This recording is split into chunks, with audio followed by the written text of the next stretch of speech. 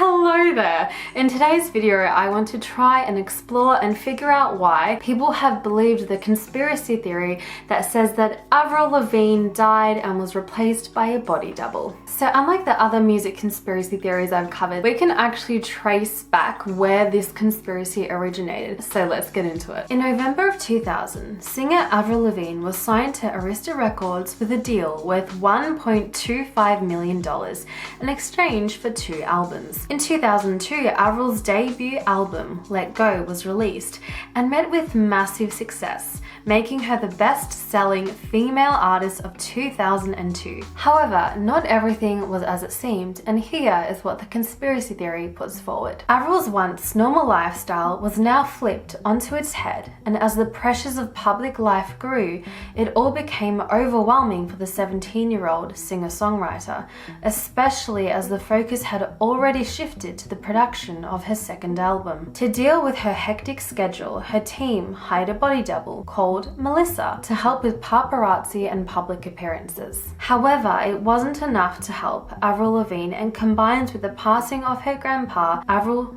took her own life. With the second album in production, Avril's management convinced her family to hold off on sharing the news until the album's release, and they agreed. A private funeral was held, and the body double Melissa is now tasked with the responsibility of finishing and promoting the album as her friend Avril Lavigne. So this conspiracy was put forward by a Brazilian blogger way back in 2011. And so the reason this differs so much from the other conspiracy theories I've covered is that we can trace it back, look through all the clues presented, and see how this blog was able to convince so many people that this in fact happened. You might be wondering, Kate Caroline, how can you be so sure that this is a conspiracy and it didn't actually happen? Well, because the blogger actually came out and wrote a post at the end of this entire blog and said, what I would like to draw attention to people would read my blog is how the world is susceptible to believing in things, however strange they seem, simply because a group already believes and affirms it, or because it involves many coincidences and spectacular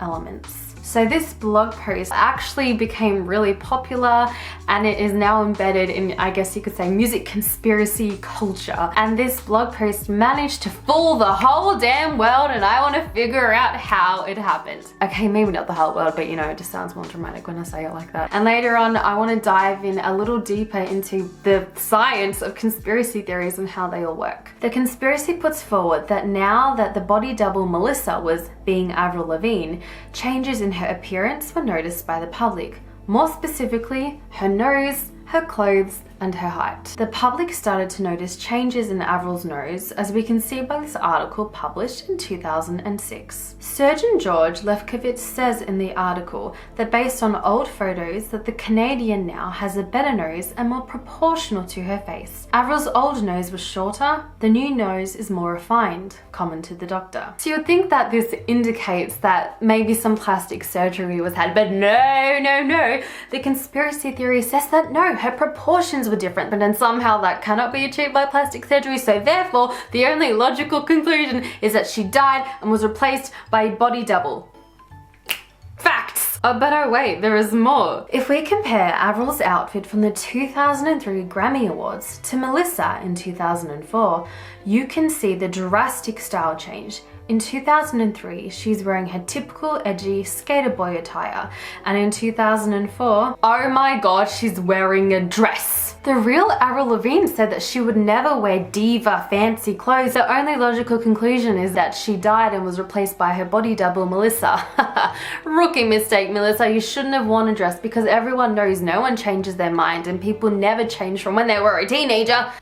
But let's keep going. In 2002, Avril was recorded to be 158 centimeters tall, but now she's recorded to being 155 centimeters tall. Now I know evidence when I see it, and this is the pot of gold at the end of the rainbow. So as a teenager, I used to be 165 centimeters. Went to a doctor a few years back, I'm 163 centimeters.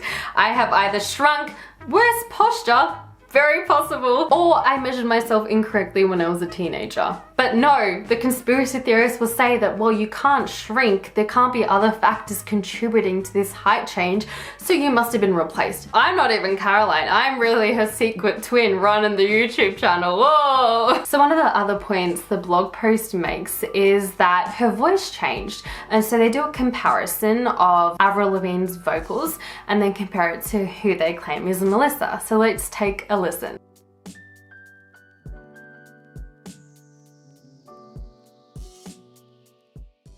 What you yelling for? What you yelling for?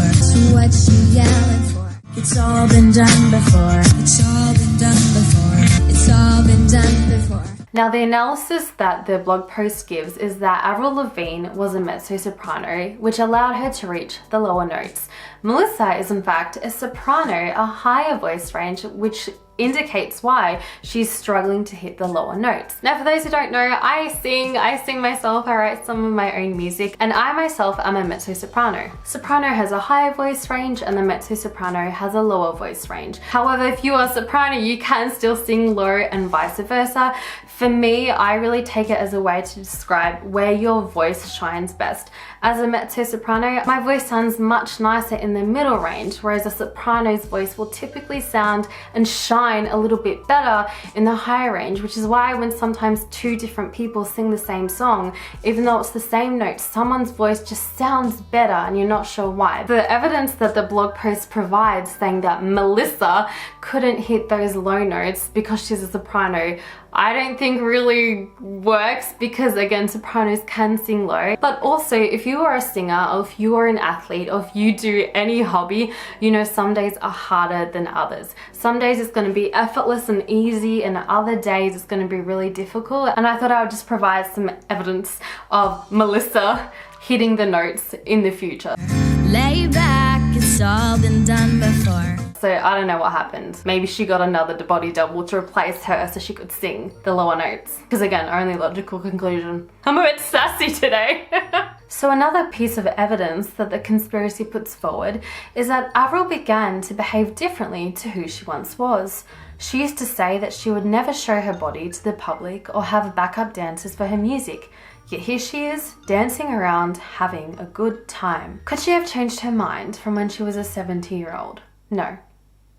Just no. What a foolish thing to suggest. Some remaining clues that the conspiracy uses as evidence is that Avril Lavigne's signature changed from this to this. Now, I don't know about you, but I spent so much time as a teenager figuring out my signature, and I used to have a fancy little loop and a love heart, and you would guess correctly if you said my signature now as an adult is absolutely nothing as a teenager, because I don't want to be walking around signing little love hearts in my signature, and honestly I find signing signatures annoying, so it's literally like a C and a scribble. I don't think most people understand that experience, and I just find it very humorous that this is presented as, oh, Melissa couldn't do Avril Lavigne's signature, so she had to change it. Again, really, I'm just offering you more clues that I am in fact the secret twin, and this is not Caroline at all. So as I mentioned at the beginning of this video, at the end of this blog post was kind of a paragraph implying that this may have been a bit of a social experiment, and so that is why I feel confident in not taking every single clue and addressing every lyric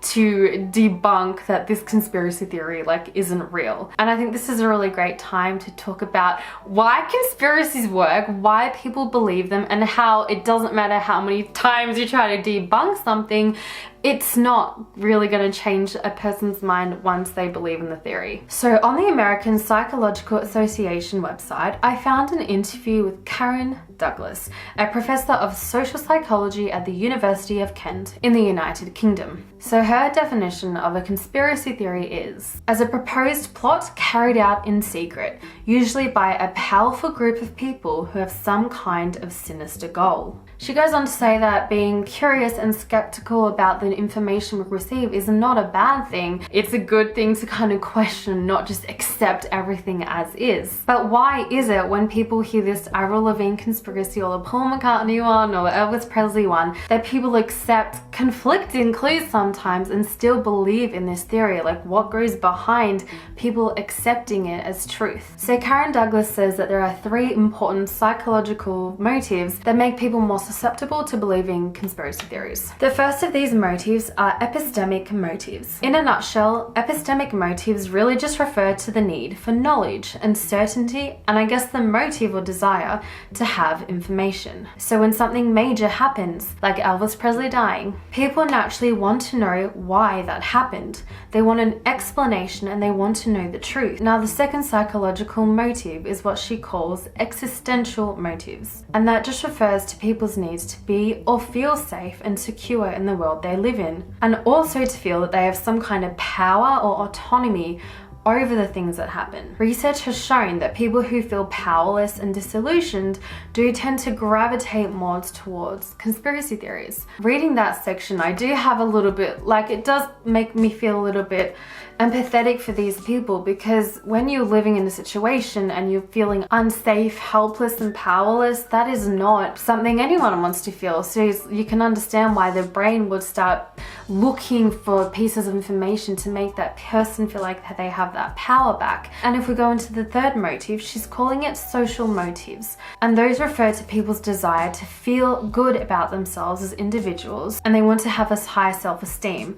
They like to feel good about themselves, and potentially one way of doing that is to feel that they have access to information that other people don't necessarily have. And it's quite common in conspiracy theories for the people to believe that everyone else is sheep, but I know the real facts.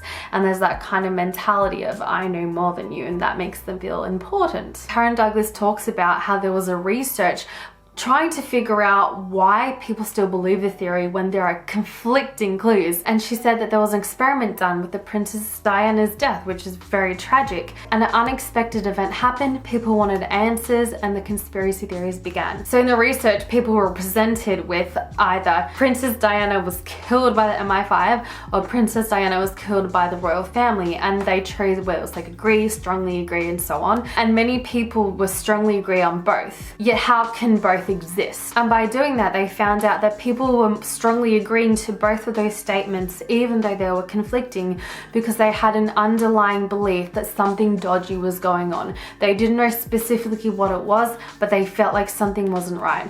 Elvis died too young. It doesn't sit right with them. He was in witness protection. He wasn't the FBI. So that explains why they can believe conflicting clues. So it doesn't matter if you debunk this and say this can't be true, this is true. They have an underlying belief that something isn't right. So Caroline, why do you make this video? Are you trying to change people's minds by doing this? Is it possible? And basically, it's very challenging to change someone's mind once they believe a conspiracy theory. So the reason I make this video is not to change people's minds. But if you haven't heard of it and are not sure, hopefully these videos can help you just question. I'm not telling you what to think. I mean, I clearly don't believe in these conspiracy theories. I cover them because I find it fascinating how people do believe these things with the clues presented, and I just find that really interesting. And of course, I love music and storytelling, and I feel like these are interesting stories embedded in our music culture, and I want to explore them. I hope you enjoyed today's video, and until next time, bye!